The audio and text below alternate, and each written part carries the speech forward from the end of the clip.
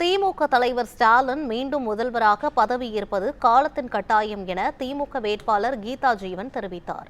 தூத்துக்குடி மாவட்டம் கோவில்பட்டியில் மதசார்பற்ற முற்போக்கு கூட்டணியின் தேர்தல் அலுவலகம் திறப்பு விழா நடைபெற்றது. இதில் அமைச்சர் கீதா ஜீவன் கலந்து கொண்டு தேர்தல் அலுவலகத்தை திறந்து வைத்தார். தொடர்ந்து மாற்றுக் கட்சிகளிலிருந்து 100க்கும் மேற்பட்டோர் அமைச்சர் கீதா ஜீவன் மற்றும் கோவில்பட்டி திமுக வேட்பாளர் கருணாநிதி முன்னிலையில் திமுகவில் இணைந்தனர். கூட்டத்தில் பேசிய அமைச்சர் கீதா ஜீவன், தமிழக முதல்வர் ஸ்டாலின் தலைமையில் கடந்த 5 ஆண்டுகளாக நல்லாட்சி நடந்துள்ளது என்று தெரிவித்தார். திமுக அரசின் சாதனைகளை சொல்லி வீடு வீடாக சென்று வாக்கு சேகரிக்க வேண்டும் என தெரிவித்த அவர், தேர்தல் காலம் என்பது திருவிழா அல்ல, போர் என்று தெரிவித்தார்.